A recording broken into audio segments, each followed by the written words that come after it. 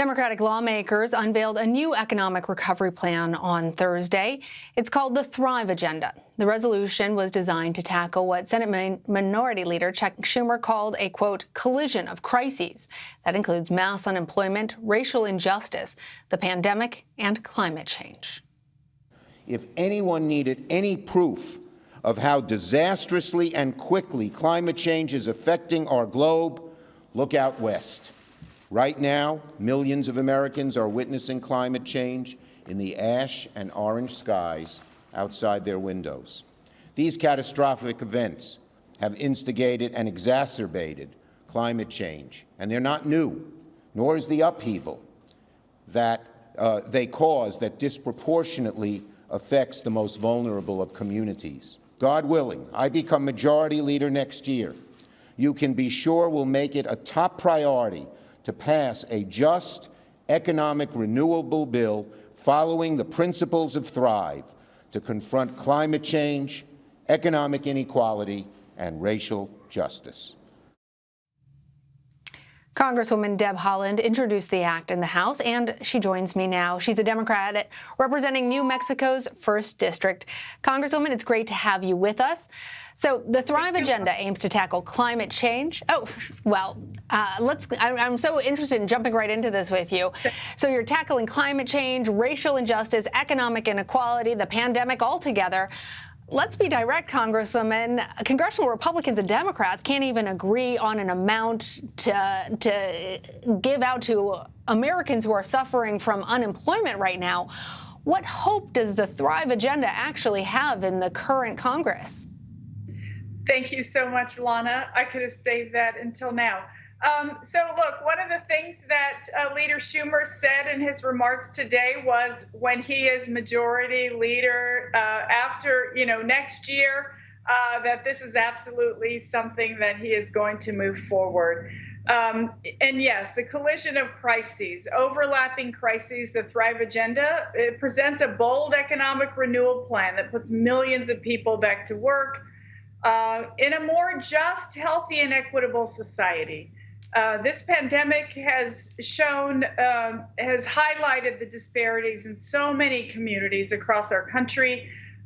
So we think we can protect our planet from the threat of climate change, create good union jobs, invest in frontline communities, and empower and lift up people all at the same time. And it's urgently needed economic recovery. We've seen that. The piece you just had on, people having to live with their parents so they can get past this terrible health crisis.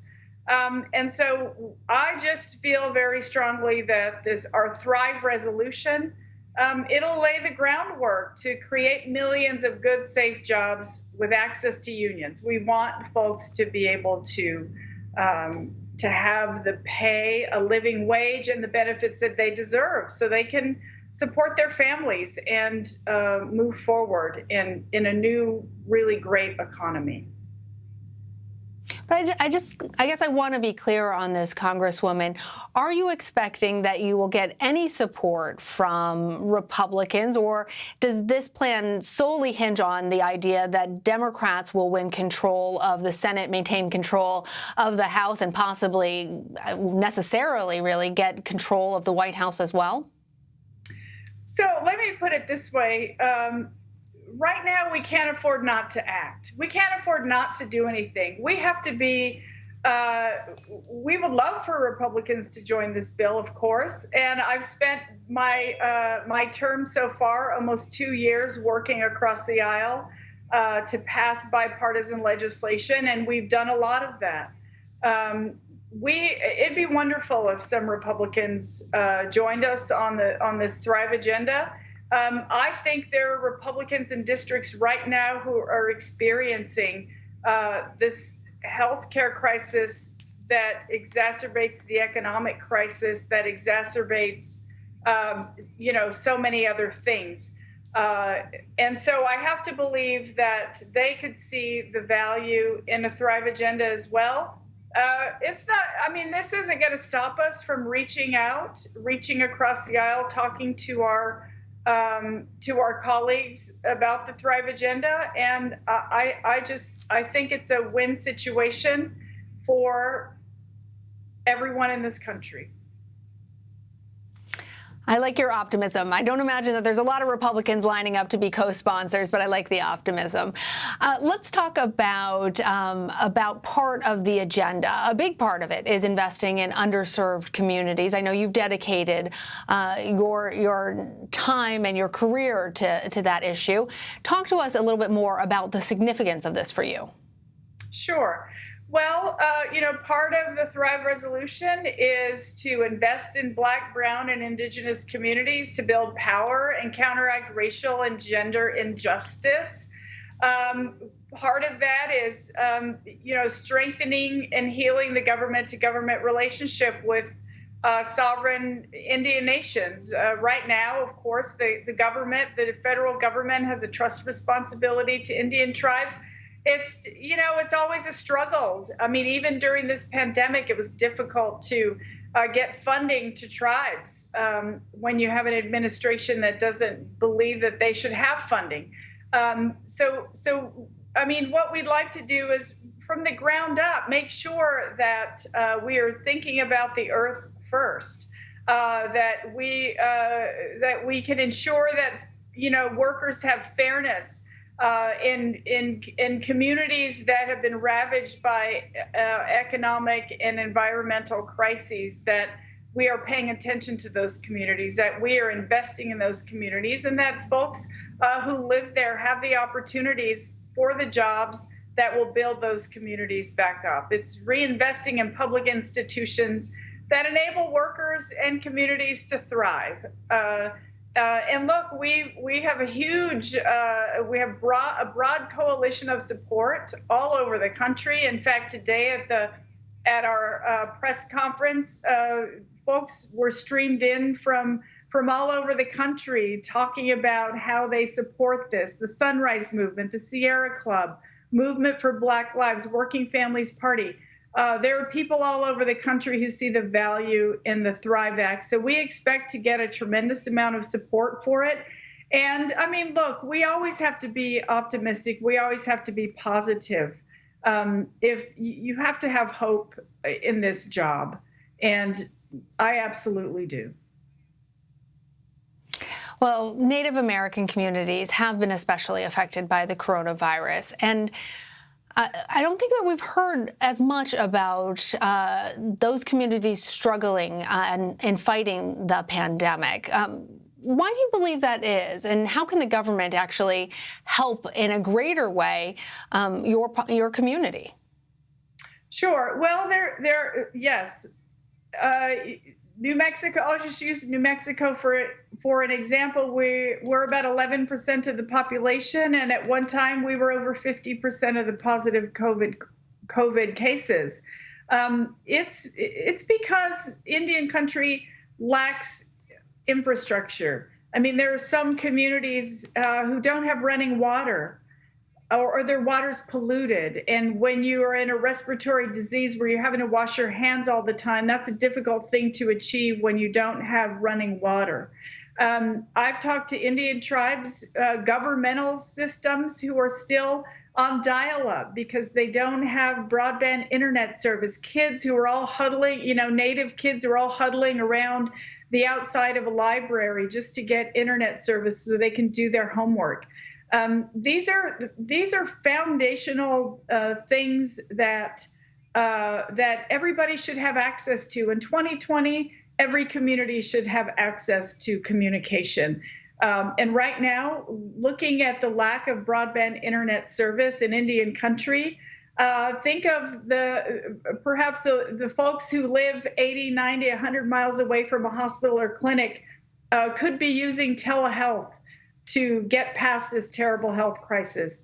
I mean, there are so many things that we need, and the federal government, as I said, has a trust responsibility. It's time for the federal government to step up to make sure that tribes have the funding they need for running water, for internet service, Part of that is going to be, part of that we're working very hard to make sure that Native communities answer the census. That's an important piece of all of this, is making sure that we have accurate counts so that we can see where the resources need to go. Congresswoman, do you think that the recent racial protests have shined a spotlight on the issue of Native populations and have given greater support to some of the problems that you're outlining? I absolutely, I feel so strongly that that the protests that have been happening for the last several months in our country, they have involved so many communities of color, and communities of not of color. So many people have joined together. I feel like it's somewhat of a moment of reckoning in our country for anyone who thought that racial injustice was over. It's clearly not. Because we've seen that on our television screens time after time. And so, yes, I think that Native folks have been able to join in this moment of reckoning that our country is going through and highlight the issues that they are going through. Some of the most polluted areas in our country, at my Laguna Pueblo, we were home to the largest open pit uranium mine in the entire world. And uranium just blew around for years and years, and people got sick from it. We are all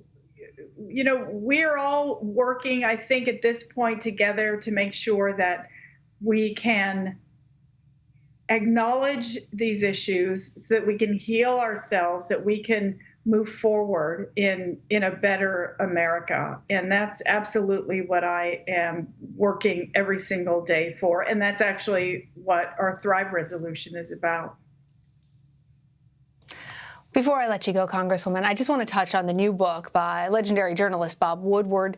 It claims that President Trump admitted to publicly downplaying the severity of the coronavirus threat and, based on audio recordings of their interviews, may have known how deadly it was as early as February. What's your take on this? Well, it's heartbreaking to know that our president knew how deadly the virus was and that he lied to the American people. It's heartbreaking that under his watch, America has had we've had the worst coronavirus outbreak in the entire world. Nearly 200,000 people have died in this country, with more cases coming. And it is, I'll have to say that I'm not surprised. If you recall, even after he knew and admitted to himself how deadly this virus was, he was still calling it a Democratic hoax. There is video feed to remind us of how many times he essentially lied to the public. He has given a failed response to this coronavirus. Many lives have been lost when they didn't need to be lost. And I'll tell you, there are people's lives who have changed because of this. And my heart goes out to every single person who has lost someone, every single person who has a parent in an assisted living home who hasn't been able to visit them for months and months. One thing as simple as a countrywide mask mandate would have done wonders to curb this virus. And instead of that, we have a president who has held large rallies, super spreader events. In fact, there was one on the White House lawn not too long ago. People have lost their jobs. They've lost their family members. They have lost their ability to thrive. They have lost so much, and it didn't have to be so that much. way. All right, Representative Deb Haaland, so appreciate you coming on. Thank you.